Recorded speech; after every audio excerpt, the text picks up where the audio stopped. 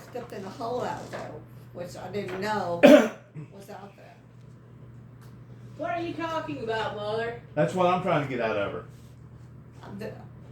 You Just- started talking about a warning. Just accidentally falling.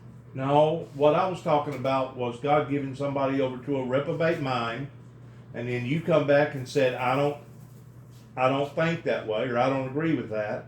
And then you started on talking about a warning. So where was you going with your concentration? Because the Bible does say that God will get tired of dealing with people and give them over to a reprobate mind and let them believe a lie and be damned. No, it's just like That's what the Bible says, not me. every time I go out the door there or anywhere, it's just something that it's up here in my brain to watch, look.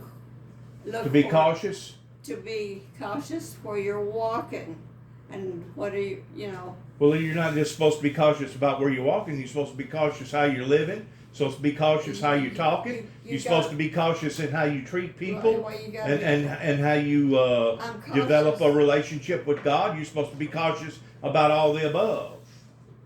But what I'm saying is this: once a person reaches that state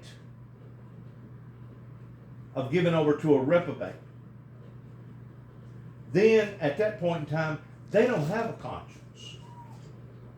Your soul is what develops your conscience. And if you don't have a consciousness towards feeling guilty about something that you said, or feeling guilty towards something that you've done, odds are you probably don't have a soul. You done gave your soul over to the devil. And that's one of the most worst places that a human being can be in. No, that I'm not in. I tell you that. I know you're not. I know you're not there. And I know you're not. I'm not insinuating that you are. When you're that prone to an accident or step in something, it's just that because when I stumped my toe here on the stove, Right. and then I fell also here one Okay. time. All right. Long time ago. It's just When she fell and broke her leg. it's just something that Long time ago. Y'all talking about something that happened 5, 10 years ago, right? Oh, no. When she broke her leg Oh, okay. last year. This year. Her hip. I thought it was her hip. She broke the leg right at the hip. Okay. There was dog food in the kitchen, all over the floor, all the way to the TV. And there wasn't no way that a dog would have done that. No. Had to have been done by a human being. Yeah. But once more, to get somebody to admit that they've done that intentionally, that they were sabotaging her, that way she may encounter some sort of an accident, you're not going to get people that has either been on drugs or are on drugs or need to be on drugs to admit to any wrongdoing like that, because number one, they don't have a consciousness that bothers them. I understand that one. They don't have a consciousness. Nope, John has no conscience But whatsoever. I've heard and I've suffered so much from all of it.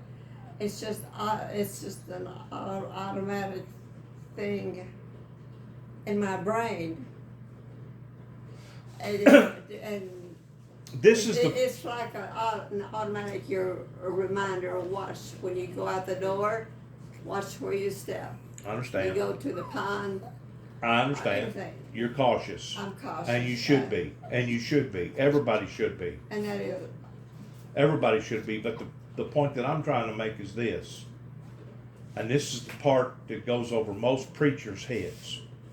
Whenever you're dealing with chemical, biological stuff pertaining to people snorting something, swallowing something, eating something, shooting up something, it affects different membranes in your head, in your brain. Oh, I'm not dealing with anything like that. I know you're not, but I'm just saying, in Nice to know in that. exchange of that, it burns people's memory, and it burns people's short-term, long-term memory, and it also burns any part of that individual having any type of grief or remorse for anything that he or she has ever done, because they no longer have that consciousness about them. You see what I'm saying? Yeah.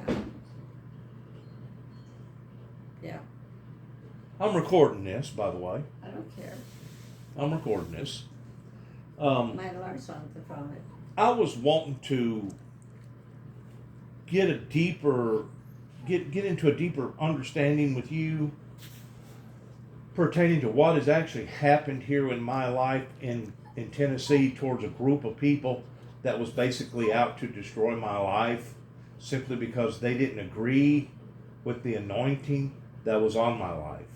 And I'm not saying that I'm any better or any greater than anybody else, but you know, whenever a man is called of God to do a certain particular purpose for God, by and large, the way that most church establishments, it doesn't matter if it's a Methodist, Presbyterian, Church of Christ, Baptist, or whatever, the way most of them lead into that is that a group of people will stand together with that individual and say, okay, we understand your passion, we understand your commitment, and we're going to stand with you and behind you, and we're going to make sure that you are placed in the position that you feel like God has called you into being.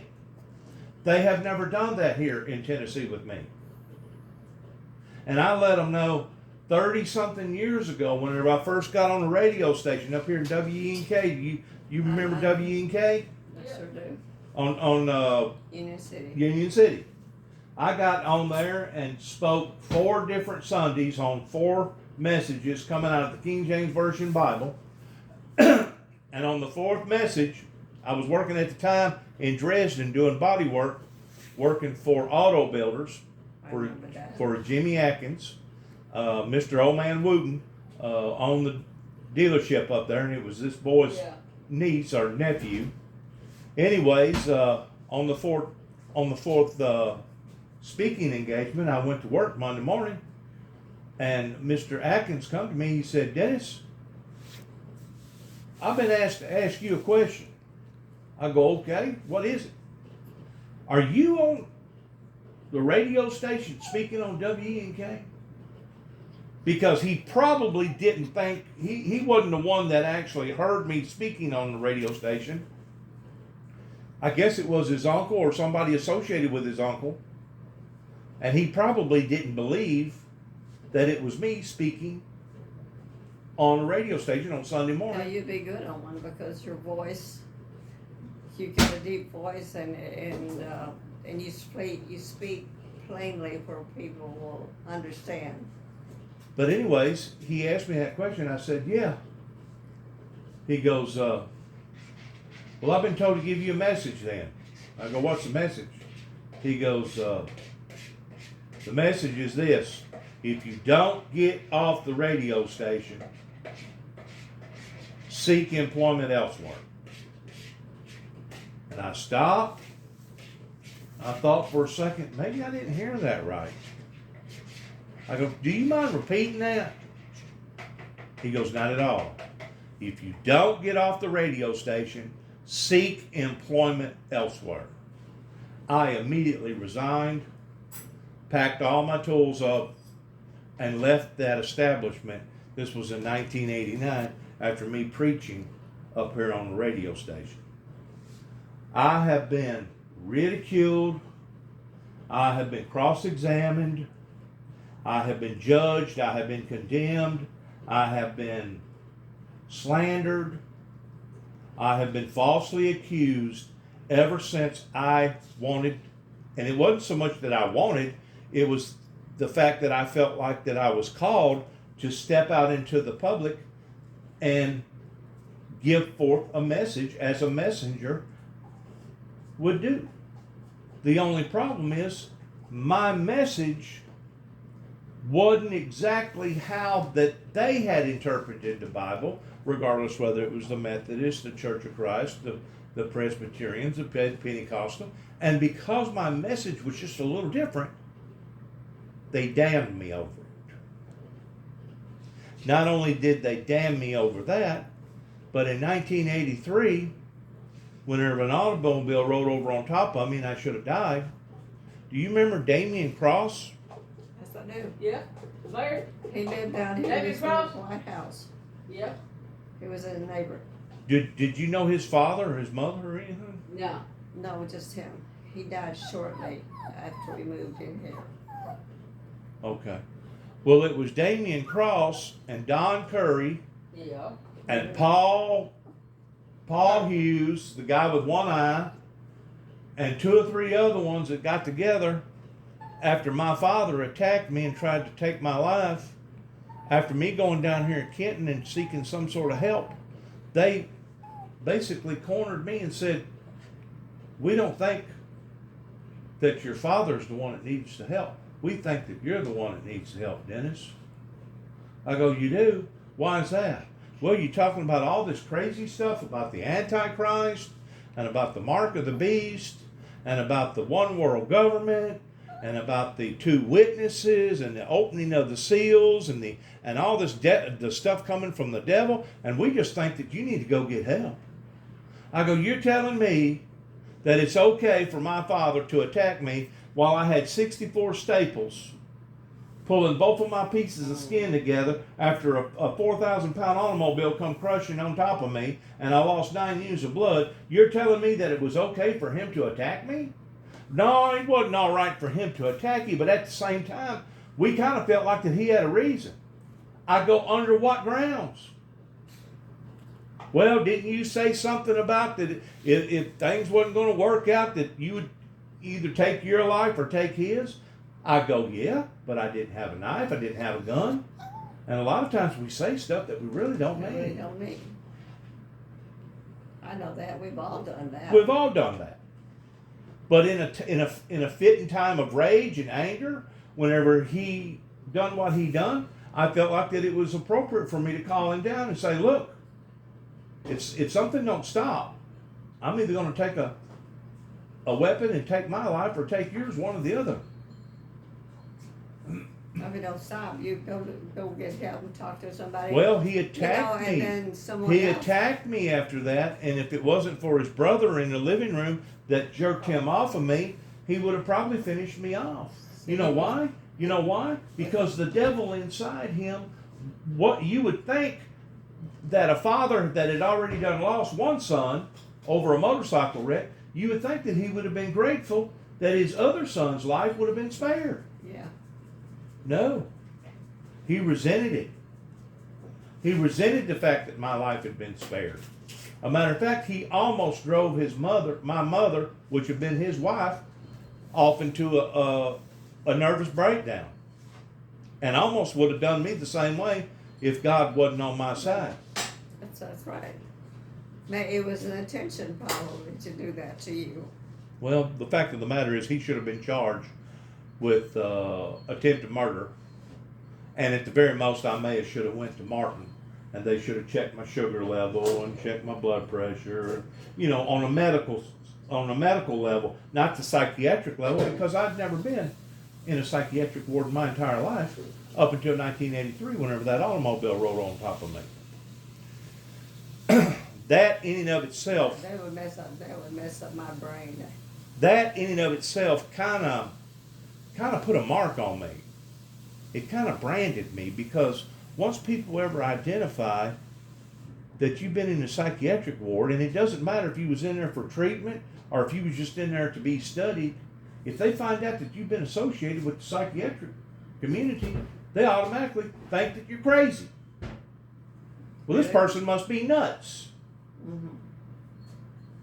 Well, it wasn't that I was nuts or crazy. No. It was the fact that I didn't have warranted treatment after going to Damian Cross, the mayor up here in Kenton, and going to the law enforcement officials.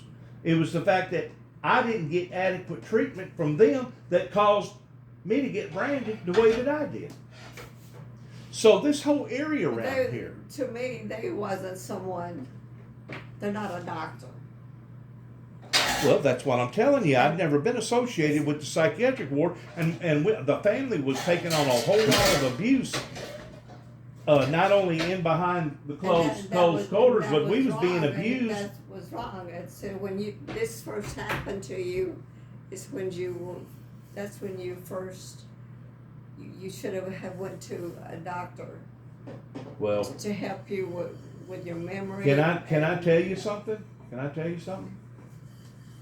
Whenever you tell the doctors, it don't matter if it's medical or psychiatric doctors, that my father fought in World War II and he got a lot of medals for his courageousness, Well, he wasn't crazy. and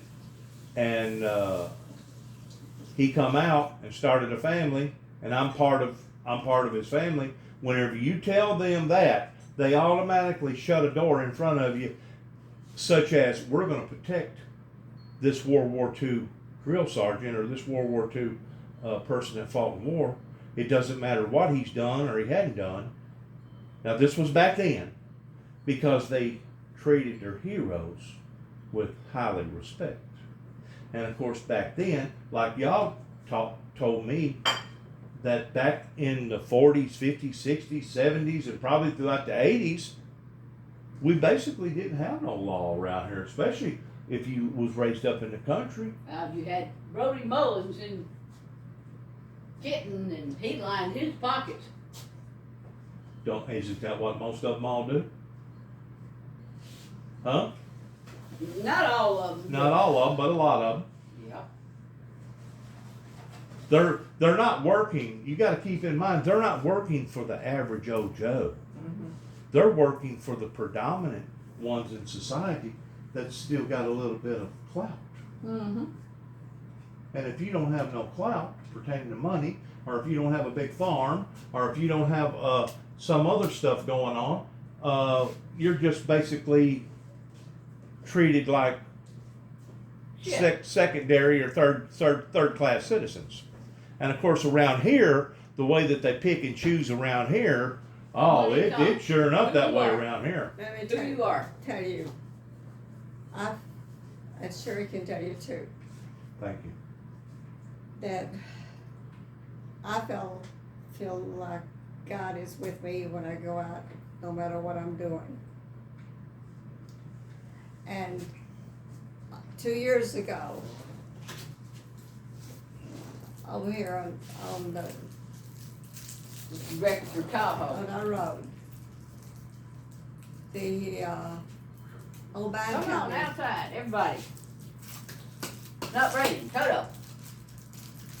Come on. Not raining, they gotta go out. Old Band County, Dug the road up, they didn't close the road. Okay. That's what got her and hurt. they didn't put a sign up. Right. He was looking at the equipment, she didn't look at the road. Right. And you wind up getting involved in an accident because of what the county done. About Right. the wheels. And if the truth be known, you probably should have held the county responsible for the accident. The insurance company went after them, They did. but you're not gonna get nothing out of the county. Sure, they told me that. And it seems like that there was a big hole. It was about 4 feet deep, and it was on the other side, on the other side of the road. And there was gravel that was strewed around where they had dug a hole. And my car Hit it. hit it. And Do a lot of damage. It Do a lot of damage to tore you. it up. I bet it They did. had to call an ambulance, and they had to pull me Right. out of the vehicle. Lord, Lord. And then Sherry was behind. Actually, she was coming from work, and she was behind it when it happened. Oh, Lord. She seen it, and she got in the ambulance, and they took me to Union City to for urgent care, so like they could take care of me. And I didn't, for some reason, now this was hard for me to understand, but I feel very lucky, and I know that God was watching over me. I'm taking a picture of Peanut right now because I sold you a good dog here. I know God looks over me all the time. And here I was, they pulled me up, put me in the ambulance. I didn't hurt. I never got a headache. I wasn't hurt anywhere on my body, and I didn't hurt anywhere. Right. And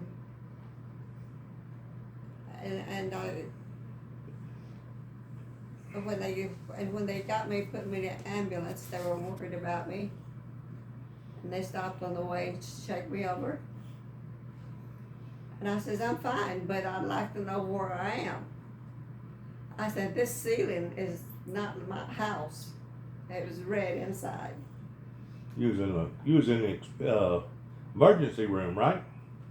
Yeah, I Yeah. guess, but I kind of. But your point, the point that I think that you're trying. recognize, but why am I in this red van, and where am I going? Because I'm not hurting nowhere, and it hit my nose, but it didn't hurt. My head didn't hurt. I didn't hurt anywhere in my body. So what you're trying to tell me is that God had His protected hand on you That's right. to where you didn't feel the effects of that accident like you probably should have had. That's right. You've got it. And when I got up there to the hospital, this one preacher, he would come around twice a day after he found read and found out about all of it and how I was acting, and that I wasn't hurt. Right. He says, I just want to stop by and just check on you, see how you are. Don't know why you're not hurting. If you are, please let us know. Right. And the whole time I was in there, I didn't hurt. But later on, when I came back home, I began to get a little black eyes I see. and across the nose. I see. And that's the only. Did your airbag go off on your vehicle? Is that what made you, or did you hit the steering wheel or what? I don't remember if it went off or not, because see, when I hit the steering wheel hit me here. Okay. And then they had to pull me out. Sure. Well, the fact of the matter is, whenever I almost died in 1983, this was whenever I had the occurrence up here with City Hall with Damian Cross. There was like 2 miracles that happened to me back to back instantaneously. The first miracle is that they had to go in and remove my spleen. After I got to the hospital, my blood pressure was 0, and they put 9 units of blood back into me. That in and of itself is a miracle. In other words, I'd done already bled out to the point that they couldn't find none of my veins, and they cut down by my leg and found that main vein going up into your leg and started pumping blood back up into me. But there was another miracle prior to that miracle. Whenever the automobile was fixing to come over on top of me to actually crush me, I cried out, "Oh God, help me," and I felt 2 hands miraculously grab around both of my wrists. I felt the fingers, I felt the thumbs, but they was cold. Cold as ice. And as I looked up and I seen this 4,000-pound automobile, by that time, the Spirit of God had done already entered into my body. And I physically seen metal. Listen to me. I physically seen metal bending around my torso, my stomach area, that is scientifically impossible. In other words, it should have cut me completely in half. But instead of it cutting me completely in half, it caused enough pressure that it busted my spleen. Yeah, it did. It did. It busted my spleen. That's the reason why they had to go in and cut me from stem to stern, take out all my intestines, and then remove my spleen, and then poke my intestines back in there, and then staple me back up like a woman having a hysterectomy. hysterectomy. Yeah, but the only spot but this was later on, this is after I came back home. Here. That's where I began to get blue. And the nose swelled just a little bit. And that is it. I never heard nothing, anything. But No, the- I went to the doctor. I understand. The point that I'm trying to make is this. Because I was trying to explain to some people down here in Kenton, Tennessee, that a marvelous miracle had taken place in my life, they thought I was touched. Mm-hmm. They thought I was loco. You're not loco. They thought that I was lying to them or something. No. They did. And the thing about it is, I didn't have no reason to lie to the mayor or any of Why should you? any of the city officials up here in Kenton, Tennessee. I had no reason to lie to them in 1983. As a matter of fact, I was actually seeking some sort of help because I felt like that if I'd have stayed in that house, it was just a matter of time before my father was probably going to attack me again. Yeah. And what should have had happened is that they should have thrown him in jail, charged him for attempted murder, and at the very most, they may have taken me back to Martin, where my life had been spared, and make sure everything was in tally pertaining to my blood pressure and my temperature and all that stuff. They never should have hauled me all the way down there to Bolivar and marked me and branded me the way that they did. And after I got all right and out of the hospital, they let me come home. I made it a point.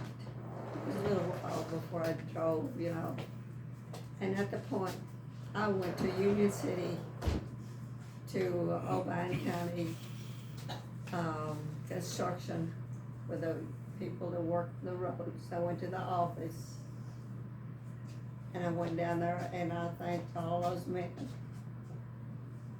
Maybe not, some wasn't around there, but it was the idea That you wouldn't hold no grudge. that I was that I was saved, and they helped make sure that I was saved and to put me in the ambulance and watched over me till they got there.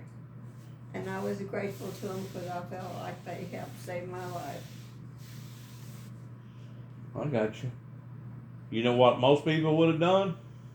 Passed it up. No, they'd have been getting an attorney towards suing them because it was them that dug the hole. Yeah. Yeah. But see, I didn't.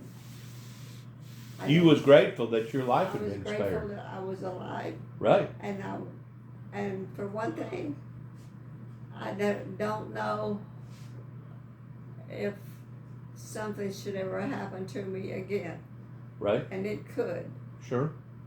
Could happen to any of us. And I think that God would help me in any situation that I might get into. And I'm sure you're I was 100% right, because he said that he would stick it closer to you than a brother or a sister. And that's the difference between somebody who has the real anointing pertaining to being saved and somebody that's faking it. Somebody that's only making out like they've got the real thing. Well, That's I the don't make it difference. out. Sure, he can tell you. That's the difference. And Well, everybody for some reason, even to this day, he wasn't ready to go yet. That's He wanted right. me to stay here. That's right. I felt like he had a lot of things for me to do. I'm sure. And I wanted to, that's just what I wanted to Get do. things organized. And I've just helped so many people when I see something going on. Well, the point that I'm trying to make is, to this day, I'm still having resistance out of the majority of the church world around in this area pertaining to my message. And I know my message is authentic, and I know my message is of the Lord Jesus Christ. I would wash some of this stuff out of my mind, what other people. So what do you do in a situation like that after you've done hammered and hammered and hammered and hammered on a dead horse for 30 plus years, and you're still trying to hammer on that dead horse? After 30 years, don't you think you should stop it? Stop hammering? Right. Because obviously they're not going to support you. So I'm going to tell you what I've done. And don't hold this against me. The way that I was attacked, not just physically with my father, but the way that I was attacked with law enforcement, up in Kentucky and over here in Tennessee and different places. I actually went up to Land Between the Lakes and planted a curse. I put a curse up onto this society because I knew that if they wasn't going to do the right thing by taking care of me, then we was going to exchange the recourse, the law of gravity or the law of God. We was going to change the recourse to the point that God brought condemnation to them. And look what's happened just within the past few years. Yeah. Towards all the shootings, all the killings. Did you know that they had another shooting yesterday in Atlanta? Murray? In Atlanta. Oh, talking about it, Murray. Yeah, I think something went on in Murray yesterday. I don't know what it was. What was it about? Up there by the college.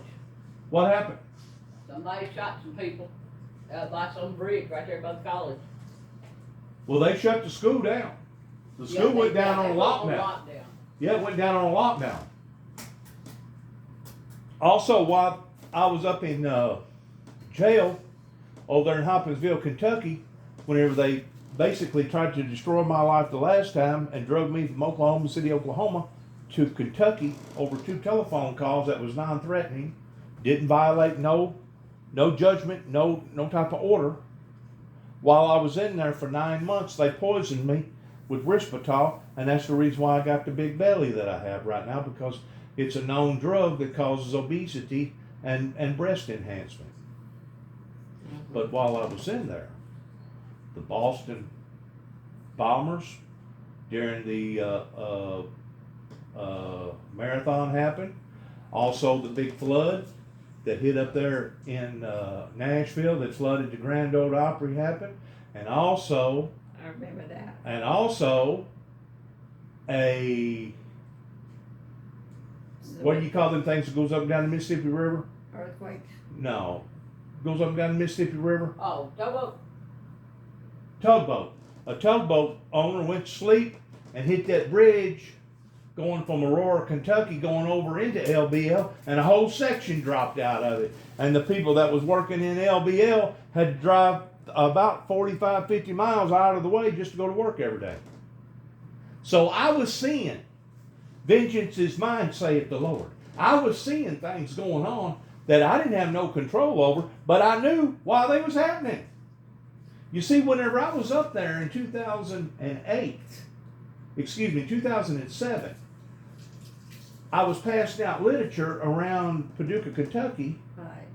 and I had told him in my literature that God had showed me that there was going to be major electrical disturbances to come. Somebody took that out of context, and the next thing you know, I get arrested by the Paducah authorities. They thought you did it. They thought that I was going to create electrical disturbance by blowing up the Kentucky Dam. They shut the dam down for about 3 hours looking for explosives. Yes. Looking for explosives at the Kentucky Dam. Well, guess what happened in January 2009, about 15 months later? A major ice storm hit up there that would have made that ice storm down there in Texas look like child's play. They had as much as 2.5, 3 inches of ice in Kentucky that absolutely just ruined them. About 80 counties strong. Yeah, it come through the other side, Union City, Troy. It came through here, it went up to Kentucky. Ruined them. It was bad. And the whole time I was trying to help them. Just like whenever I was living in Nashville, Tennessee. I had one of those airbrush artists, took a white shirt, put the 4 horsemen of the apocalypse on one side, flipped it over, put a bloody road ahead. This was in 2005 while I was living up in Nashville. The Juby Jackson story, the crown of thorns, the crown of life. And I sent that to the 43rd President of the United States in Nashville, which was Bush Jr. Well, since 9/11 happened, whenever you send a package to the White House, it never does go to the White House. No. It goes to the closest field office, the closest Homeland Security field office. So I get these 2 guys that come up to me while I'm living in Nashville, and questioned me about what the heck did I mean by a bloody road ahead. I said, all I'm talking about is the Bible here, buddy. I'm revealing what the Bible talks about that's going to happen as far as end time biblical Bible prophecy. Well, you sure you ain't gonna threaten our president? I go, no, sir. I'm not trying to threaten nobody. I'm trying to help you. I'm trying to warn you. I'm trying to give you out advisories the same way as a weatherman that sees a storm coming. Did you know that after Hurricane Katrina hit, I was working in Antioch, which is just south of Nashville? Yeah, I know where that's at. Working in a dealership. Did you know that they entrapped me and threw me in a mental institution in Nashville for about 4 days, evaluating me there, making sure that I wasn't a harm to myself or harm to others? They'll make sure you are not crazy. Yeah. This is what I've been dealing with now since my life has been spared since 1983. And I think Thank God. I think it's time for my story to be told, and it needs to be told in an elegant, professional way, the way that it needs to be told, regardless whether I step on the city hall up here in Kenton, Tennessee, or if I step on the governor that put out a ban on me in 2009, banning me from all federal, state, and local federal institutions here in Tennessee because I was out in Oklahoma and they planted a bomb in the back end of my truck. I think it's time for my story to come out Write a book. to tell the people. Yeah. I don't know how to write a book. Sit down and start writing. Literally. I think you gotta column it and you gotta pronunciation it right, and you gotta pretty well have it laid out to where the people that's gonna produce it for you it's gonna make sense to them whenever you present it to them. They have people that do that. Misspellings or whatnot. They do. Sure. You gotta write it out. But you gotta send it in typed form. Well, I've done contacted some agencies that are interested in my life. But once more, like you said, you got to present some sort of, I forgot the proper word that they called it. Fact. Something. To back up your fact. To back it up. Mm-hmm. And one good thing about whenever. They can research about when things happen, that you're talking about. Sure. Because it's all in public domain. In other words, under the Freedom of Information Act, all you got to do is look this stuff up that I'm telling you about. Mm-hmm. Under the Freedom of Information Act. Yeah, first of all, I'll start writing some articles in the paper that people start, like they. But I'm learning that I'm living around a group of people that are just about as full of hypocrisy as hypocrisy is. Yeah.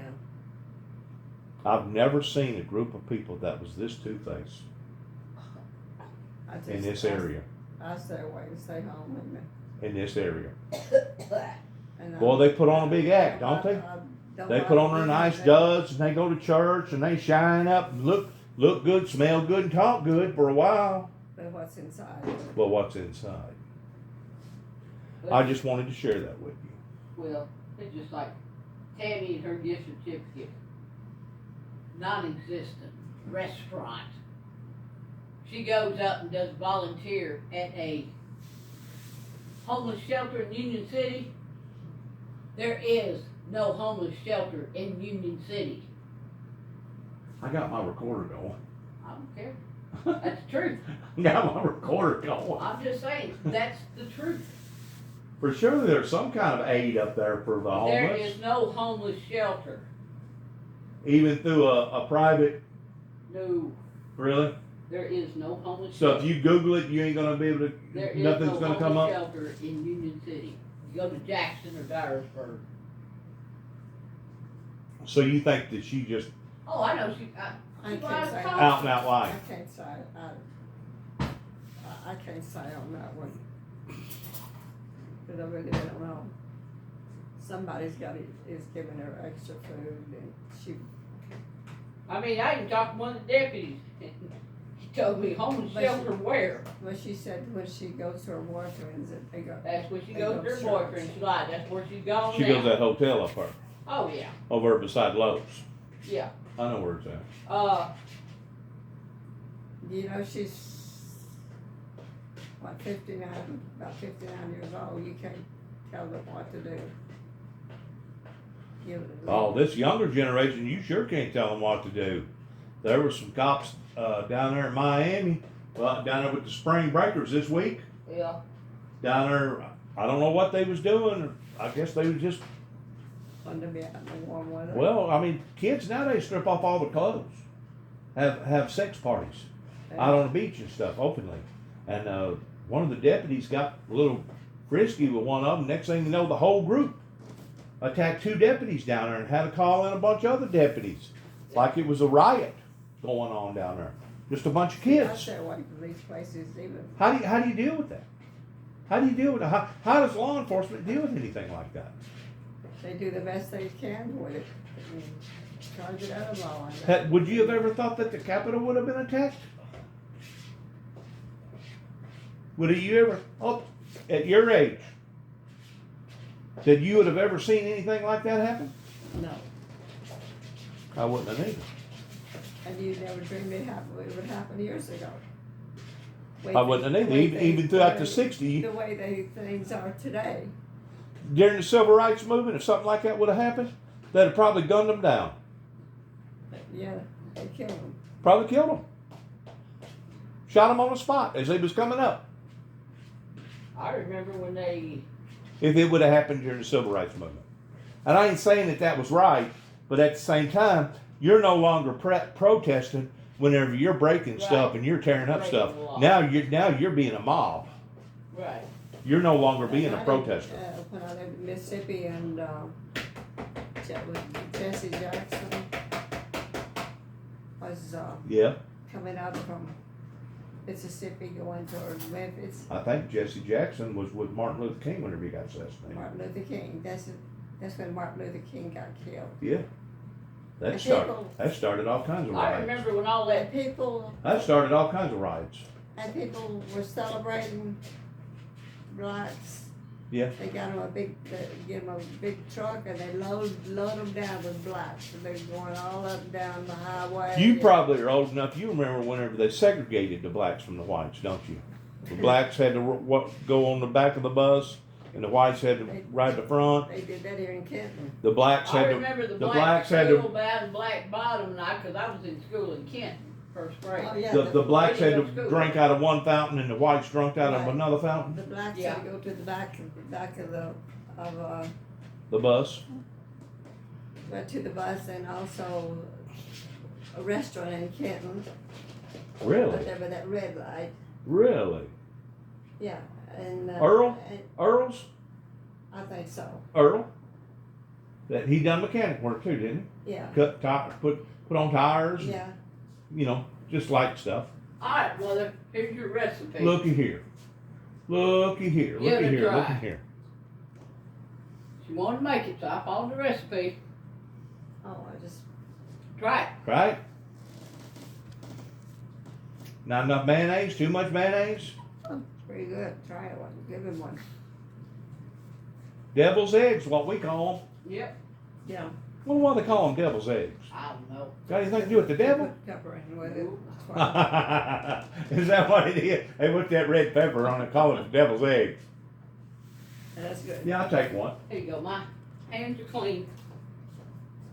So how's your job going about Where over there in Milan? We are busy Are trying to you? get everything, all these tomatoes and peppers and Getting ready. yeah, we're trying to get everything. It's a little early yet. No, not on our end. It's not. Oh, not on y'all's end. We transplant. They've got to grow a little bit before they're ready. So everything's ready 1st of April. Is it? That is good. Mm-hmm. That's real good. Yeah, but today you just You should have put pepper on it though. The red pepper. Where's the red pepper? Here not so long ago, there's a family from Kenton. Well, they moved to Kentucky, and they were. And Oh, they were up in Missouri. and they used to live over here, not far from me. They were my tenants, Okay. and they were on a highway in our 4-lane. I'm not for sure. They got in a bad in, accident. in Kentucky, and every one of them got into an accident. They killed No, her husband got killed. Her parents, Ashton and Betty, were in Missouri, so she took her little girl and went to Missouri. They were heating with the Killed them kerosene all. heater. Something was wrong with the wick, and they all died of carbon monoxide poisoning. What? The whole family. The whole family? Mm-hmm.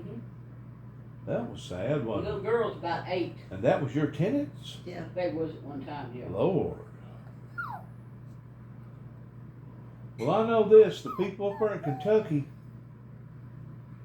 they must be on drugs up there bad, up in Kentucky. Well, Drugs are quite a bad. few Drugs are times. bad around here. I know, heroin and cocaine and Yep. crystal meth and You know, Meth. once in a while, Meth. we would Crack.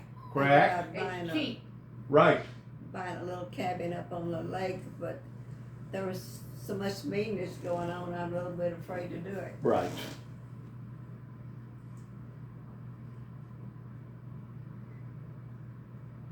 Well, But I even watch myself even when I go to town. I must have spent entirely too much time up there in Land Between the Lakes, because in total, I probably stayed in the woods by myself, like Jeremiah Johnson, for over a year. Mm-hmm. Now, I didn't do that consecutively, day after day, but in total, during the time that I was staying up there from 2007 up until this last get up that happened in 2013, in total, I probably stayed up there for over a year. And because I had touched off on somebody's nerve, they was after me. They was targeting me. Mm-hmm. And I made somebody feeling very, very uneasy. But I'm going to tell you the reason why. One of the reasons why that God led me up there was because whenever LBL first got bought out of the extension on the Tennessee River pertaining to TVA, not only on the Tennessee, Kentucky side, but also on the Cumberland River side, a lot of people's lives got displaced. A lot of families' lives got displaced. And of course, whenever Kennedy flew over in 1963 and declared it as a total loss and called it a hunting refuge, and from 1963 to 1972 was the last people that left out of there. There has been bad feelings ever since then. Oh yeah, because there's a lot of family homes that were up in there. Yes. They had to leave up. All the cemeteries are still left. Yes, hundreds of cemeteries are still up Yeah, there. family cemeteries. Family cemeteries. And because I built a sacred site, a Native American sacred site, right up there by Sugar Bay off of Legal Road 142, I basically put our stamp onto that woods of saying that it can never be put back in process of going back to the general public. Because what they was going to do, they was going to take it after enough people died out and there wasn't going to be a big resistance movement. They was going to take it and privatize it, like they did down there by Pickwick, down there in Mississippi. There was a spot down there TVA had taken they over, sold a lot of their land. and they privatized it, and now people went in there and they was paying $20, $30, $40, $50,000 a lot just to be able to build a house on. Well, there's places up there in LBL that some of those places would probably bring $250,000, maybe $500,000 just for the lot. A 4 or 5 acre lot overlooking a big body of water. You don't think that'd be worth a lot of money to a lawyer or a baseball player? I'd be afraid I'd somehow just come a storm Hey, look there, sun and the popped ground out. would get soft and that some of it would want to cave in and go in the But water. the only problem was that if they ever did decide to do that, they had to give the initial people that got kicked off the property first grabs at it to be able to buy the property back. That's in writing. That's in the contract. Yeah, well, that would be, But you know as well as I do, the people the average people ain't gonna be able to afford no $250,000, no $500,000 for a lot. Yeah. Everybody else gonna buy them out. Me, I like to give me just a little spot. And the get a next little thing, check. me too. And the next thing you know, what I'm saying is, the next thing you know, they've done got beat completely, not only out of the federal refuge, but now they got beat, and now the big dog up there is the one making the money. They didn't like me being up there because of that reason. They felt spookish about me spending too much time up there. Elvis Presley's granddaughter died out there this year or last year. She Suicide? got killed, yeah. I don't know. It ain't nothing for them to pull a dead body out of LBL. Hank Williams Jr. daughter. Really? Mm-hmm. Oh, his granddaughter got killed. Granddaughter who died in some of them. You know how most of them take their life up there? Take a water hose, stick in the pipe, pull it back around inside the vehicle, keep the vehicle running, roll up the windows. Wow. Yep. Carbon dioxide poison. Just like what you was telling about that family that had that bad wick on it. Yeah. Uh-huh. Carbon dioxide poison can take you out in a minute. Yeah, that's what killed her sister, Carolyn. It is. Mm-hmm. You got a sister that died of carbon dioxide poison? Yeah. In the furnace. That was just buried up at Rolford. Really? Well, her husband was a lazy person. Wouldn't fix nothing? Just Something was wrong with the She furnace? was- and it just let had it go? It had a bad weekend and had some rain that went into the basement. And so my sister had to go do some ironing, so she went into the basement. And plugged it up? And there was a plugged it spark? up, but the cord was up, Okay. okay? But the furnace, it was cool, and she asked her husband, would you please start the furnace and get a little heat down here? Right. And he started up, but he didn't check the furnace if there was any holes in the furnace before you lit it. In other words, he didn't do an inspection on it. So that's didn't right, do he that. didn't. And so she was breathing, she was ironing, and the gas began to come out. Oh, Lord. And when she started breathing, she called me up that night on a Friday night. She said, "Sis, I'm just so tired. I can hardly go." She said, "I asked him to try to get it warm down here, but I can't finish up my ironing." I said, "Well, turn it off and you go upstairs and you go to bed and lay down for a while." And That was she the went last up time there- you heard she of went her. up there and she, Was that the last time you talked to her? Yeah. yeah. She's been gone, I don't know how many years now, quite a few. So where she laid down, the furnace was in the floor, Right. the vent Right. was next to her bed. And so natural gas, Right. you can hardly smell it. Right. You can't smell it. And so she went on to sleep, and she didn't call me that next morning. I began to worry about it. And then all of a sudden, Eugene Webster, which lived the family in Kenton, he went in. He says he just got out of bed, went into the kitchen, made him some coffee and sat down, and my sister never got up. So he figured that she was still sleepy, and he seen her laying in there, but her arm was like this. So he let it go. So the following night, this was on a Saturday night, this time. First one was on a Friday. Wow. And then on a this is not all of it, and he seen her laying there. Her arm she was cold. Oh, I'm sure. And what he did, when he got ready to go to bed, he jumped over he just laid down in the bed and like if she was still alive. And again, then he got up the next morning. She didn't get up, but he was too lazy to say, "Hey, honey, get up, make my breakfast." He slept Yep. He with her slept- being dead Yes. after she done been dead for a day and a half, Yeah.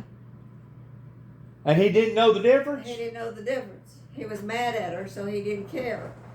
They That's didn't because- check, didn't touch her, nothing. That was because she misplaced the mail and he got mad. So they've been So feuding. he didn't feud and he wouldn't have Come anything on, They've been feuding, to do with her. come on, Toto. but they both slept in the same bed. Slept in the same bed. So on a Monday, they went Who on has the, ever heard of such they a went story on- they like went on- this? So they went on, he stayed in the bed, but this was on a Sunday night. Okay, She'd already been dead a couple of nights. right. And then my nephew, he was going to high school. And he came in from school and he had a little side job. And he saw his mama, he passed his mama, there was a crack in the door. Right, And he saw her laying there with her arm like this. right. But he didn't bother to see if anything was wrong because he didn't know any difference. He thought that maybe she was tired. So he went on to bed. And the father was also laying in bed there with her. And so he just didn't know. He was tired. I'll just go on to bed. So my sister always woke him up to get him ready to go to school and go to his part-time job. And he didn't come in her room, or she didn't come back there and wake him up. So he began to wonder, what's wrong? Mom's not up. And he walked down the hallway. There was a crack in the door, and he pushed it open. There is Mom laying there, In the same position same position, dead, with her arm up. with her arm up. And after she done been dead now about 3.5 days. Right. Lord, Right. she done already started turning colors, hadn't She was coloring. She was. She done started turning black Turning dark and swelling. and swelling. That's right. Lord God. Now, this is all the truth. And then The husband They- did not, the husband that was sleeping by her didn't identify it, and the son didn't identify it. see, but the son thought that the son went on to work. Sure. He went on back to work and to school, and he wasn't going to bother my mama because mama was still laying there. He didn't know. So when did So- they detect her dead? So Monday morning, when he got ready to get up, That's go to whenever work, he goes detected to that the- something was wrong. he detected something was wrong, that Mom was still laying there. So he walked in and he touched her, and she was turning green and she was cold and stiff. Just as cold as a cucumber. Yeah, so, but This the is father, but the father was still laying on the other side of her. That's So that's almost morbid, ain't it? Yeah, and see, That's morbid to hear something like that where somebody didn't identify who he was sleeping with. I mean, even if you had a big bed, one of them it's super just a big regular- king size beds, Just a regular bed, just a regular bed. regular bed. And so, I ain't never heard of a so tale like finally, that. he got a hold of, he shook his dad to wake him up. So, wake up, Dad, Mom's dead. And of course, he jumped up out of the bed and running around like in circles. And then my nephew called me. And he said, and he always called me Aunt Nell. He said, Aunt Nell, Mama's dead. I said, what do you mean dead? He said, well, Daddy didn't wake her up. He was mad at her and fighting at her and didn't wake her up to go to work. She had worked at Continental Bank downtown Chicago for 28 years. Oh Lord. And so so I told him, I said, get in touch with the ambulance and get the police and let them come in and check her over. So when they got there, I mean, she was worse, more cold.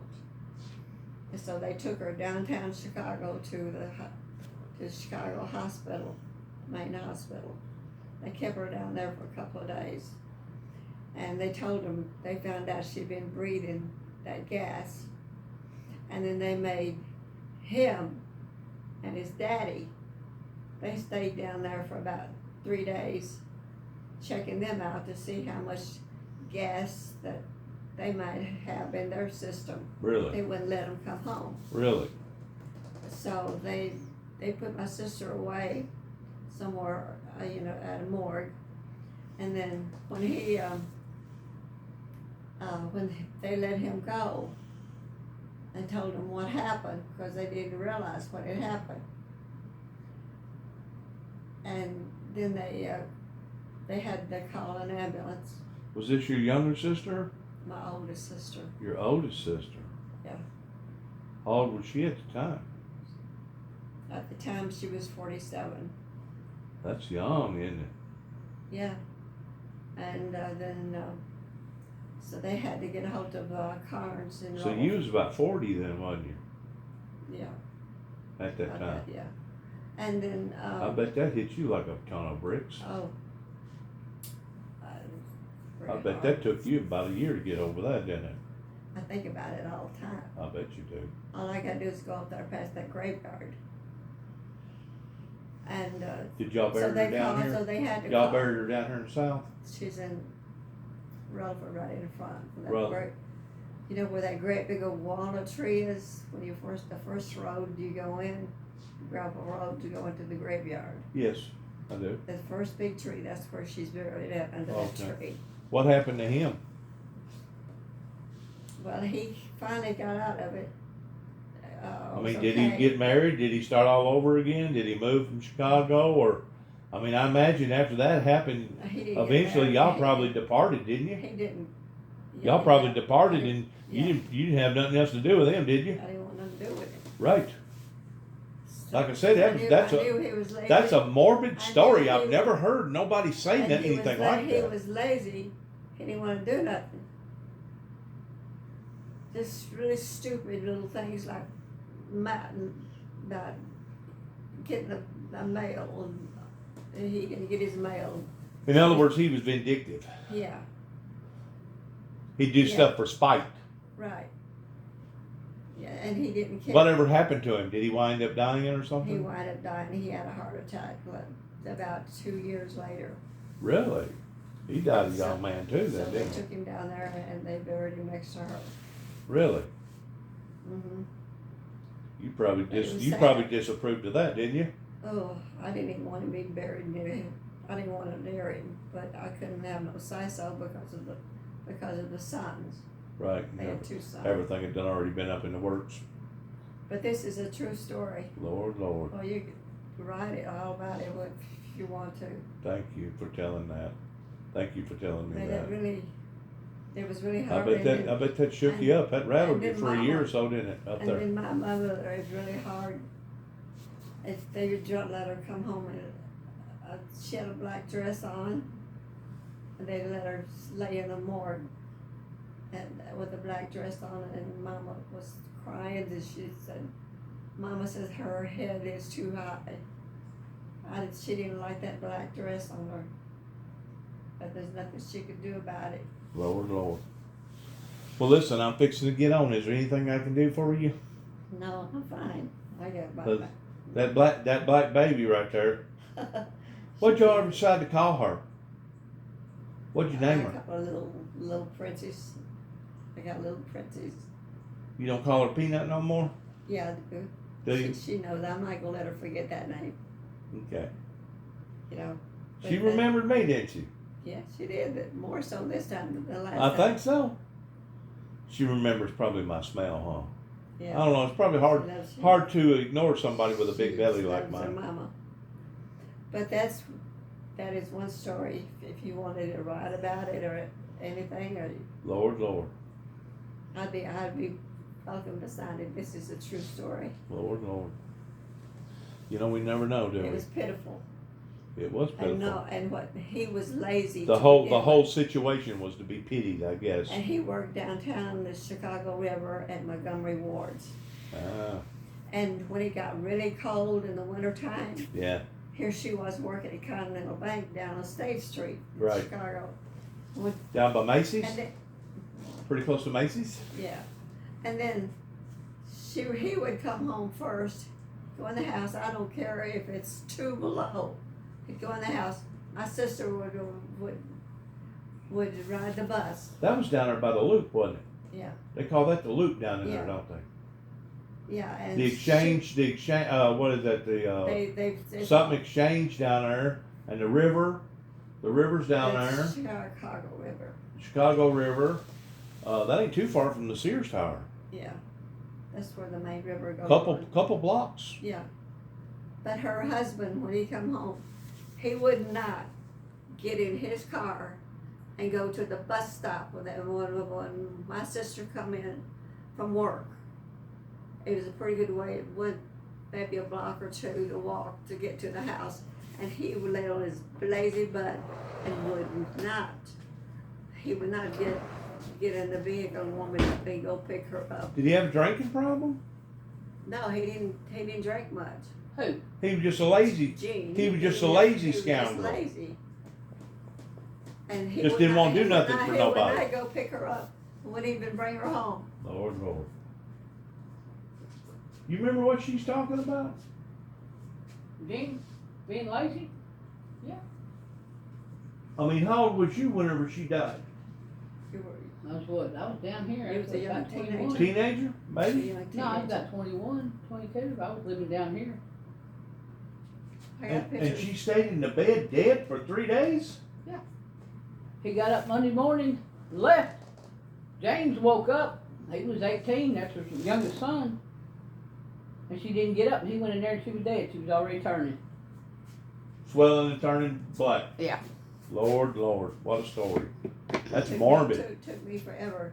I bet it did. I bet it did. Lord. When I go to Rutherford, when I get a little time, I Yeah, go she's in buried by in her- Rutherford. So's he. He's dead now too. by her grave. The things that people do.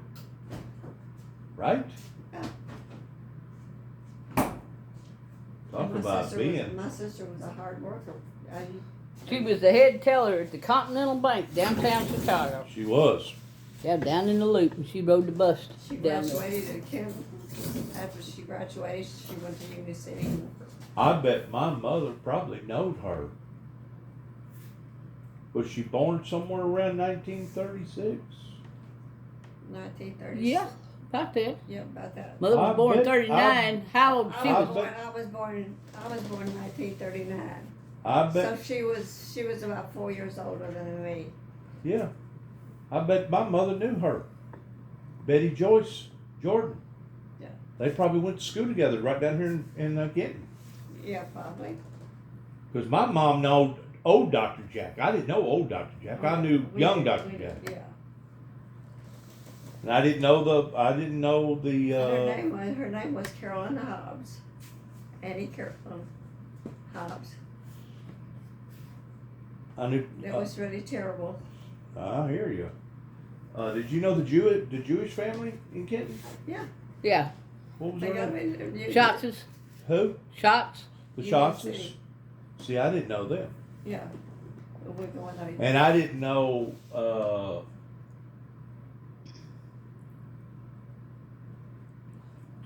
Diane Sanderson's husband, Bill. Yeah. I didn't know Bill's dad neither. Mr. Oh yeah, he was white-headed. I didn't know him neither. Or if I did, I didn't remember. Just never.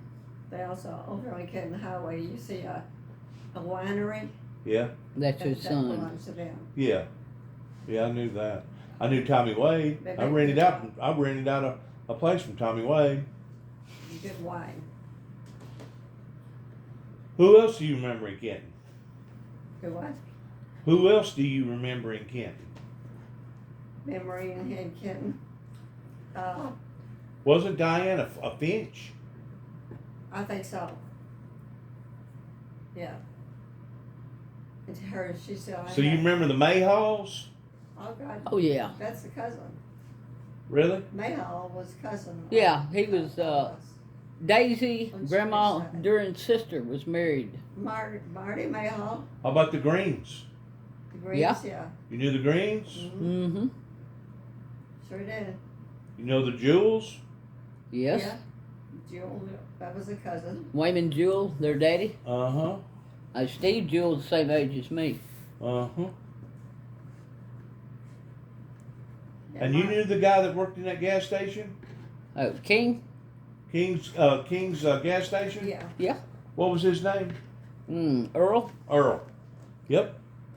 He's still, I seen him the other day. He's still around. Earl is? Mm-hmm.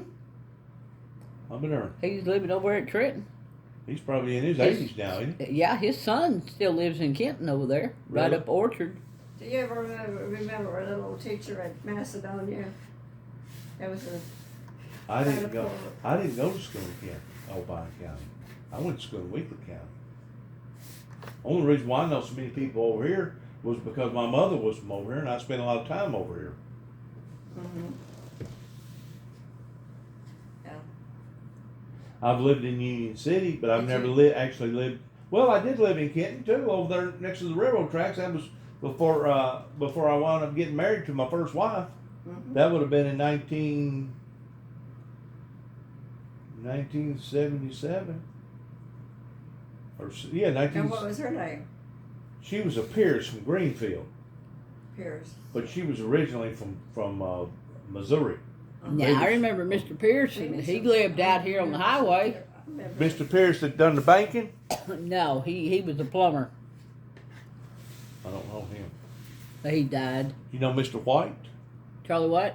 Yeah. Charlie White. Uh-huh. Know his boys. And did. who'd you say the cops was back then? Oh, Brody Mullins. Brody Mullins. And who else? Oh, he was the only one. There was only one cop in Kenton because one time there was a shooting and somebody got killed. How'd that happen? They just got into an argument. Really? Brody Mullins he was in that when that happened. He was there. Who was the mayor before Damian Cross? Do you remember? Well, Brody Mullins was a sheriff. Mullins. Yeah, he was the chief of police. He was the only cop. They called him the chief of police. Uh-huh.